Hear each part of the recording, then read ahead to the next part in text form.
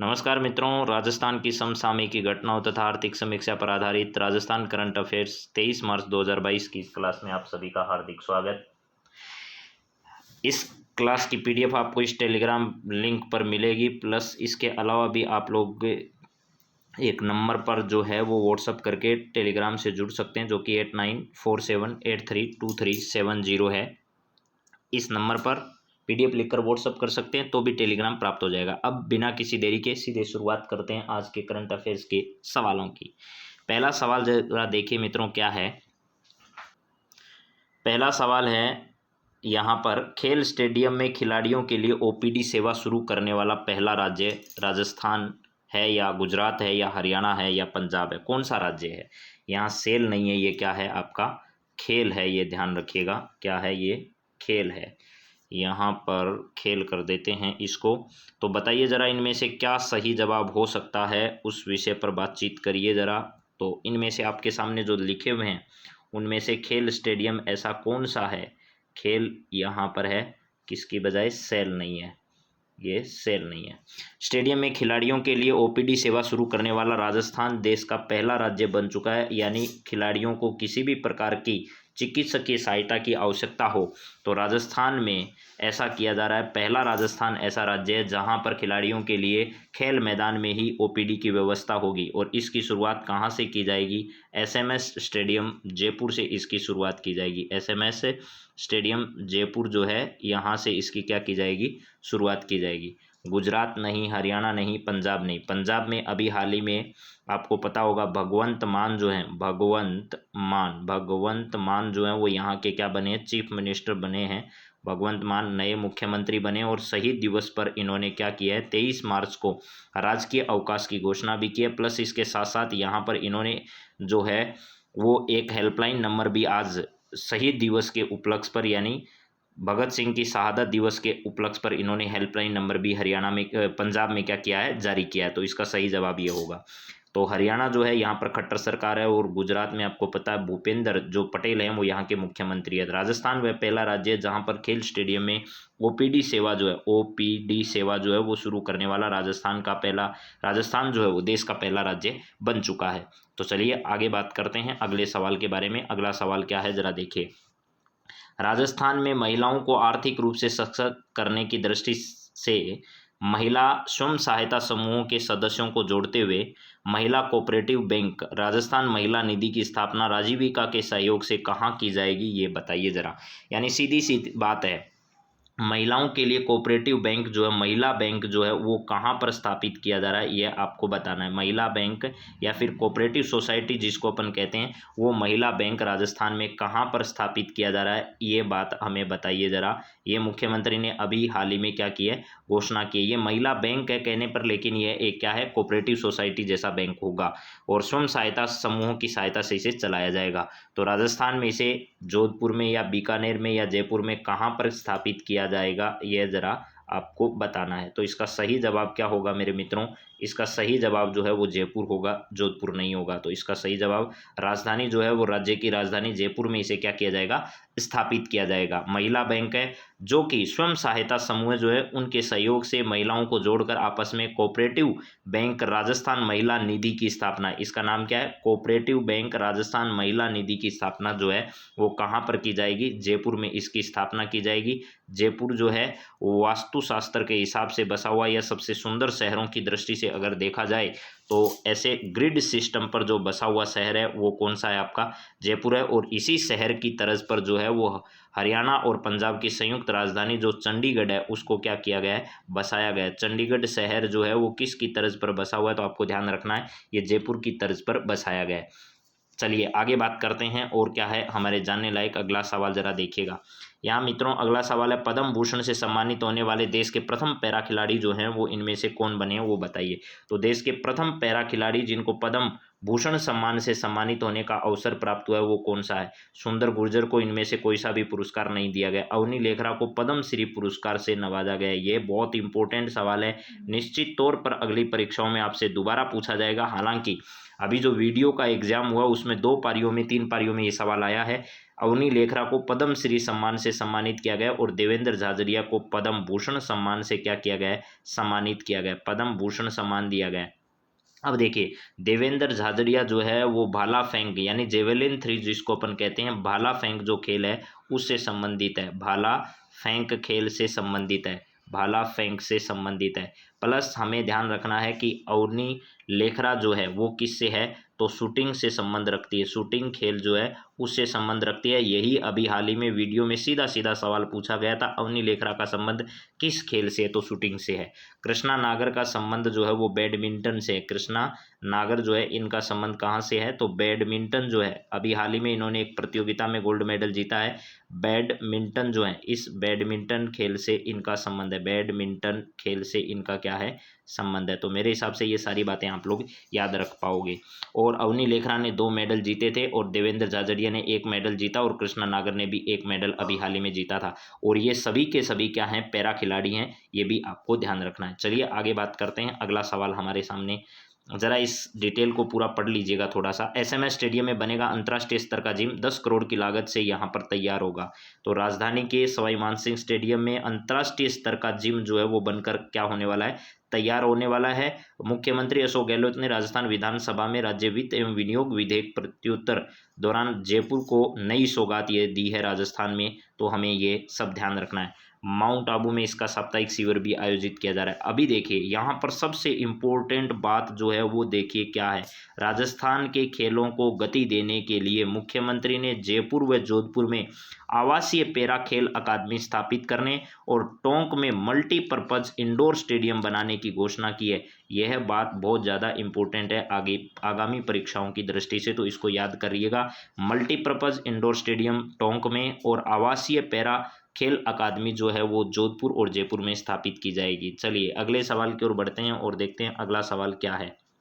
यहाँ पर आपके सामने है, ओलंपिक, कॉमनवेल्थ और एशिया खेलों में मेडल जीतने वाले खिलाड़ियों को 40 वर्ष की उम्र प्राप्त करने के बाद राजस्थान सरकार द्वारा कितनी पेंशन दी जाएगी। इस बार राजस्थान के मुख्यमंत्री, कर्मचारी और इस प्रकार के जितने भी क्षेत्रों से जुड़े हुए ये लोग हैं, खेल क्षेत्र से जुड़े हुए, इनके लिए भरपूर जो है वो काम कर रहे हैं और अलग अलग इनके लिए घोषणाएं भी जो है वो की जा रही है। लेकिन इनको ये भी मालूम होना चाहिए कि कम से कम जो बेरोजगार विद्यार्थी तैयार कर रहे हैं उनके साथ सबसे ज़्यादा घोर अन्याय इस बार की सरकार ने किया है, इसमें कोई दो राय नहीं है। तो 40 वर्ष की उम्र के बाद पेंशन की राशि देने की घोषणा सरकार ने की है। तो 40 वर्ष बाद जो खिलाड़ी हैं जिन्होंने ओलंपिक में जीता हो, चाहे कॉमनवेल्थ में जीता हो, चाहे एशियाई खेलों में कोई भी मेडल जीता है, तो उसको सरकार के द्वारा 40 वर्ष की उम्र प्राप्त करने के बाद 20,000 रुपये की पेंशन जो है वो दी जाएगी, उसे 20,000 रुपये की पेंशन जो है उसे दी जाएगी। तो इसका सही जवाब क्या होगा, 20,000 रुपये की राशि उसे पेंशन के स्वरूप में क्या कर लेगी, मिलने वाली है। तो चलिए आगे बात करते हैं हम लोग। अगला सवाल आपके सामने क्या है जरा देखिएगा। यहाँ पर सवाल है, राजस्थान में स्टेट स्पोर्ट्स इंस्टीट्यूट की स्थापना कहाँ की जाएगी। अभी अभी आपको बताया राज्य में राजस्थान स्टेट जो स्पोर्ट्स इंस्टीट्यूट है वो राजस्थान में कहाँ पर स्थापित किया जाएगा। तो राजस्थान में राजस्थान स्टेट स्पोर्ट्स इंस्टीट्यूट की स्थापना जोधपुर में की जाएगी। कहाँ पर भैया, जोधपुर में की जाएगी। जोधपुर जो है वो मारवाड़ का मुख्य स्थल जो है वो है। इस मारवाड़ में कई क्षेत्र शामिल किए जाते हैं लेकिन उनमें से मुख्य स्थान कौन सा है, जोधपुर है।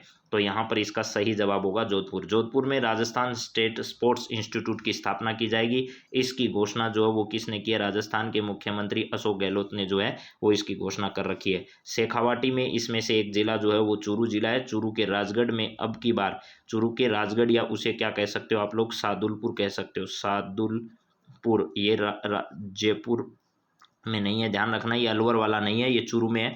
और यहाँ पर जो है वो कबड्डी अकादमी जो है वो क्या की जाएगी, शुरू की जाएगी। कबड्डी जो है वो अकादमी कहाँ पर शुरू की जाएगी, सादुलपुर में शुरू की जाएगी।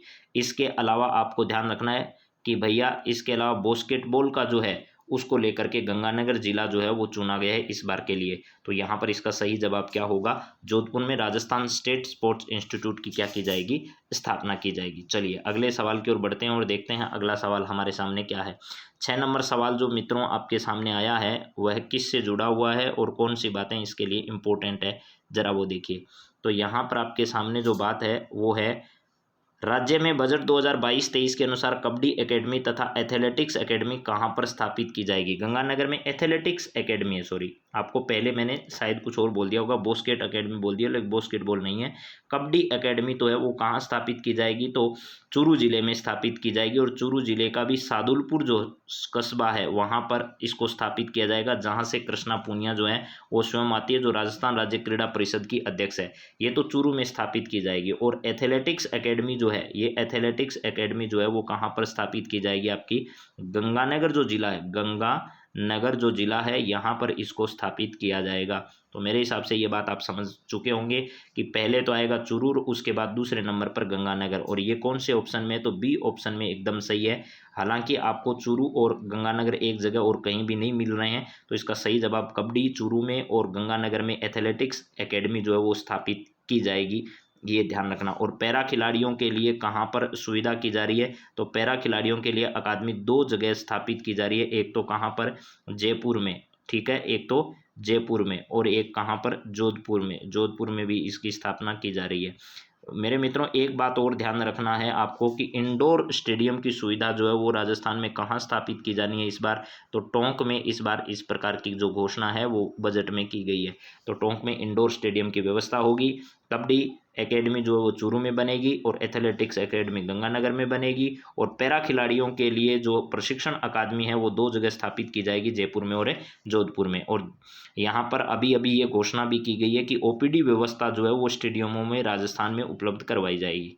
चलिए अगले सवाल की ओर बढ़ते हैं। अगला सवाल है, राजस्थान ग्रामीण आजीविका विकास परिषद, जिसे राजीविका के नाम से हम लोग जानते हैं, इसके बारे में ये पूछा जा रहा है कि द्वारा आयोजित व ग्रामीण विकास मंत्रालय भारत सरकार द्वारा प्रायोजित राजीविका सरस राष्ट्रीय जो क्राफ्ट मेला है, इसका आयोजन हाल ही में कहाँ पर किया जा रहा है। कौन कौन इसको आयोजित कर रहा है, कौन प्रायोजित कर रहा है, तो राजीविका जो है इसके द्वारा तो इसका आयोजन किया जा रहा है। राजीविका के द्वारा इसका क्या किया जा रहा है, आयोजन किया जा रहा है। इसीलिए इसके नाम के आगे भी लिखा हुआ है राजीविका सरस क्राफ्ट राष्ट्रीय क्राफ्ट मेला। और राजस्थान सरकार का नहीं बल्कि केंद्र सरकार का ग्रामीण विकास एवं पंचायती राज मंत्रालय जो भारत सरकार का है, जिसके मंत्री जो हैं वो गिरिराज सिंह हैं, वो मंत्रालय जो है वो इसको प्रायोजित कर रहा है। मेले का नाम क्या है, राजीविका सरस राष्ट्रीय क्राफ्ट मेला है। इसका आयोजन जो है वो राजस्थान में कहाँ पर किया जा रहा है, तो राजस्थान की राजधानी जयपुर में इसका आयोजन अभी हाल ही में किया जा रहा है।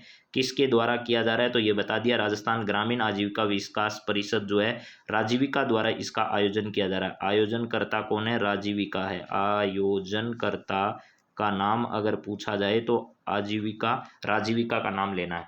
जोधपुर में नहीं है, बीकानेर में नहीं है, और नागौर में नहीं है, तो इसका सही जवाब क्या होगा मेरे मित्रों, जयपुर होगा। चलिए आगे बढ़ते हैं और देखते हैं इसके बारे में और क्या बातें हमारे जानने लायक है।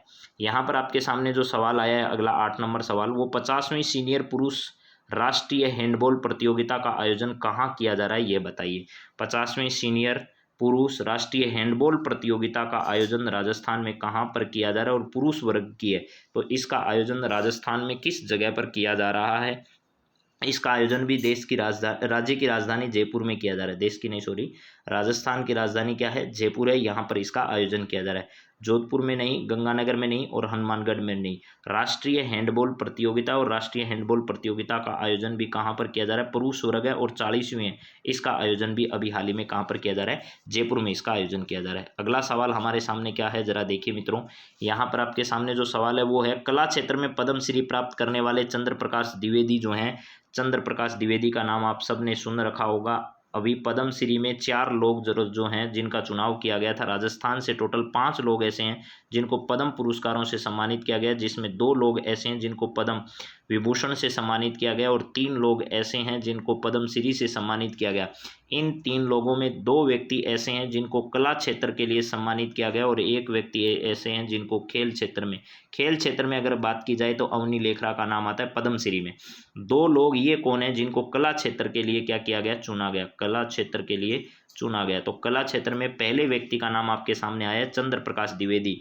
इनका संबंध राज्य के किस जिले से आपको यह है बताना है। तो राजस्थान का एक जिला है जहां पर प्रसिद्ध जगह माउंट आबू है, और जिसके राजस्थान के एकीकरण के समय में भी वो सबसे ज़्यादा चर्चित रहा, उस जिले का नाम क्या है, सिरोही है। सिरोही जो जिला है यहाँ पर, इस सिरोही जिले से संबंध रखते हैं, और कला क्षेत्र में इनके योगदान के लिए इन्हें क्या किया गया, इस सम्मान से सम्मानित किया गया है। तो ये बात आपको क्या करनी है, ध्यान रखनी है। विभिन्न प्रकार के संगीत हो चाहे नृत्य हो, उनमें महत्वपूर्ण योगदान देने के लिए इन्हें क्या किया जाता है, सम्मानित किया जाता है।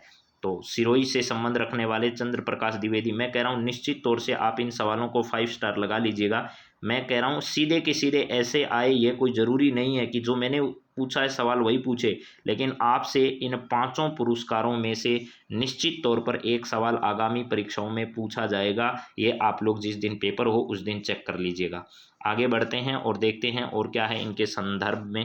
अगला सवाल, कला क्षेत्र में पद्मश्री प्राप्त करने वाले भरतपुर के रामदयाल शर्मा। तो यहाँ पर 2 बातें आपके सामने आ रही है। एक तो है रामदयाल शर्मा, कला क्षेत्र में मैंने पिछले सवाल में 2 व्यक्तियों के नाम बताए, एक तो आप लोगों को बता दिया चंद्र प्रकाश द्विवेदी, और दूसरे कौन है, रामदयाल शर्मा है। राम पर दया करो, और चंद्र जो है वो क्या देता है, चंद्रमा प्रकाश देता है। जो चंद्र प्रकाश द्विवेदी का संबंध कहाँ से है, तो भरतपुर से है, और चंद्र प्रकाश द्विवेदी का संबंध कहाँ से, सिरोही से। तो रामदयाल भरतपुर से संबंधित है। किस कला के क्षेत्र में इनके योगदान को देखते हुए इन्हें पद्मश्री सम्मान से सम्मानित हाल ही में किया गया है। तो इनके बारे में सही जवाब होगा मेरे मित्रों, नौटंकी कला जो है, नौटंकी कला के क्षेत्र में इनका महत्वपूर्ण योगदान है, इसलिए इन्हें क्या किया गया, सम्मानित किया गया है। तो भरतपुर में नौटंकी कला के क्षेत्र में इनके महत्वपूर्ण योगदान को देखते हुए अभी हाल ही में भारत सरकार के द्वारा जो पद्म श्री पुरस्कार जो है वो इनको प्रदान किया गया। राजस्थान में टोटल 5 व्यक्तियों को सम्मान दिया गया, जिसमें एक आपके राजीव महर्षि साहब हैं, देवेंद्र झाझरिया, इन 2 को पद्म भूषण से सम्मानित किया गया, और 3 व्यक्ति ऐसे हैं जिनको पद्मश्री सम्मान से सम्मानित किया गया, जिसमें एक व्यक्ति चंद्र प्रकाश द्विवेदी हैं जिनको कला क्षेत्र में योगदान के लिए सम्मानित किया गया, और जो किस जिले से संबंधित रखते हैं, तो राजस्थान के सिरोही जिले से संबंध रखते हैं, राजस्थान के सिरोही जिले से संबंध रखते हैं द्विवेदी साहब। 2 नंबर हैं राजस्थान के भरतपुर जिले से रामदयाल शर्मा जी हैं। रामदयाल कहाँ से है, भरतपुर जिले से संबंध रखते हैं। और अवनी लेखरा जो है, इस अवनी लेखरा का संबंध राजस्थान के जयपुर जिले से है। ये सारी बातें आपकी परीक्षा के लिए अति महत्वपूर्ण है, ये ध्यान रखना। नौटंकी कला से इनका संबंध है और भरतपुर जिले से आते हैं। चलिए आगे बढ़ते हैं और देखते हैं अगला सवाल हमारे सामने क्या है। आपको थोड़ा ये बातें मैं रिवाइज भी करवा देता हूँ। 20 सूत्री कार्यक्रम जो है, इसके क्रियान्वयन व समन्वय समिति के उपाध्यक्ष कौन है, अभी हाल ही में जिनको अपॉइंट किया गया है, तो इसके उपाध्यक्ष जो है वो मेरे मित्रों डॉक्टर चंद्रभान है। क्या है, डॉक्टर चंद्रभान इस 20 सूत्री कार्यक्रम क्रियान्वयन समिति के उपाध्यक्ष हैं। रामेश्वर डूडी जो है, रामेश्वर डूडी ध्यान रखना है, राजस्थान स्टेट एग्रो डेवलपमेंट जो बोर्ड है, Rajasthan state agro development board यानी एग्रीकल्चर डेवलपमेंट जो बोर्ड है उससे संबंधित रखते हैं। महादेव सिंह खंडेला जो है, राजस्थान किसान आयोग जो है, राजस्थान क्या है, राजस्थान किसान आयोग, उस राजस्थान किसान आयोग के अध्यक्ष हैं। राजस्थान किसान आयोग जो है, इस राजस्थान किसान आयोग के क्या है, अध्यक्ष हैं। ये भी बात ध्यान रखिएगा। इसके अलावा दीपचंद खेरिया जो है, दीपचंद खेरिया उपाध्यक्ष हैं किसान आयोग के। ये महादेव खंडेला अध्यक्ष हैं और ये क्या हैं, उपाध्यक्ष हैं, उपाध्यक्ष हैं। यहाँ पर उपाध्यक्ष किसान आयोग के कौन है, तो दीपचंद खेरिया। महादेव खंडेला क्या है, इसके अध्यक्ष हैं। रामेश्वर डूडी एग्रीकल्चर बोर्ड के अध्यक्ष हैं, और डॉक्टर चंद्रभान 20 सूत्री कार्यक्रम क्रियान्वयन समिति के क्या हैं, उपाध्यक्ष हैं। चलिए आगे बढ़ते हैं और देखते हैं अगला सवाल हमारी स्क्रीन पर जो आ रहा है वो क्या है। नेक्स्ट सवाल है, राजस्थान राज्य क्रीड़ा परिषद के अध्यक्ष कौन है। राजस्थान राज्य क्रीड़ा परिषद के अध्यक्ष जो है वो कृष्णा पूनिया है, इसमें कोई दो राय नहीं है। ये इस बोर्ड की क्या है, अध्यक्ष है। राजस्थान में राज्य क्रीड़ा परिषद की अध्यक्ष कौन है, तो कृष्णा पूनिया है। और उपाध्यक्ष कौन है इस बोर्ड के, तो उपाध्यक्ष हैं सतवीर चौधरी। उपाध्यक्ष, इसके उपाध्यक्ष ज़्यादा याद करने की जरूरत नहीं, आपसे परीक्षाओं में बहुत ही कम चांस हैं आपसे उपाध्यक्ष पूछे जाएं। तो राजस्थान राज्य क्रीड़ा परिषद सतवीर चौधरी उपाध्यक्ष, अध्यक्ष कृष्णा पुनिया। धर्मेंद्र सिंह राठौड़ जो है, धर्मेंद्र सिंह राठौड़ राजस्थान पर्यटन विकास निगम के अध्यक्ष हैं। राजस्थान पर्यटन विकास निगम, पर्यटन विकास निगम जो है, पर्यटन विकास निगम, इस पर्यटन विकास निगम के अध्यक्ष की अगर बात की जाए तो धर्मेंद्र राठौड़ साहब हैं। इसके अलावा मेरे मित्रों जस्टिस भंवरू खां का नाम आपने बहुत बार देखा होगा। जस्टिस भंवरू खां राजस्थान राज्य पिछड़ा वर्ग आयोग के अध्यक्ष हैं। राजस्थान राज्य पिछड़ा वर्ग आयोग, राज्य पिछड़ा वर्ग आयोग के क्या हैं, पिछड़ा वर्ग आयोग, पिछड़ा वर्ग आयोग जो है इस आयोग के क्या है, अध्यक्ष है। पिछड़ा वर्ग आयोग के अध्यक्ष जो हैं वो कौन है, तो जस्टिस भंवरू खां पिछड़ा वर्ग आयोग, धर्मेंद्र सिंह राजस्थान पर्यटन विकास निगम, कृष्णा पूनिया जो बहुत इंपॉर्टेंट है इस बार, मुझे ये लग रहा है ये सवाल आएगा आगामी परीक्षाओं में। कृष्णा पूनिया जो है राजस्थान राज्य क्रीड़ा परिषद, सतवीर चौधरी उपाध्यक्ष हैं। और पर्यटन विकास निगम भी ध्यान रखिएगा और पिछड़ा वर्ग आयोग भी जरूर ध्यान रखिएगा। चलिए आगे बढ़ते हैं। वही पीछे कुछ परीक्षाओं में पूछे गए सवालों की अगर हम बात करें तो आपके ग्राम विकास अधिकारी यानी वीडियो के परीक्षाओं में पूछे हुए कुछ करंट अफेयर्स के सवाल मैं आपके सामने रख रहा हूँ। इनसे सिर्फ इतना आइडिया आपको लगाना है कि परीक्षाओं में किस तरीके के सवाल पूछे जाते हैं। यहाँ है, भारतीय रिजर्व बैंक द्वारा खुदरा निवेशकों के लिए कौन सी योजना शुरू की गई जिसके द्वारा वे प्राथमिक व द्वितीयक दोनों प्रकार की सरकारी प्रतिभूतियों को सीधे खरीद और बेच सकते हैं। तो इसके लिए शुरू की गई एक स्कीम थी आरबीआई रिटेल डायरेक्ट स्कीम जो है वो आरबीआई द्वारा शुरू की गई थी, ये भी ध्यान रखना। आरबीआई रिटेल डायरेक्टर स्कीम जो है, या सवाल आपको याद रहे न रहे लेकिन इस तरीके के सवाल पूछे जाते हैं।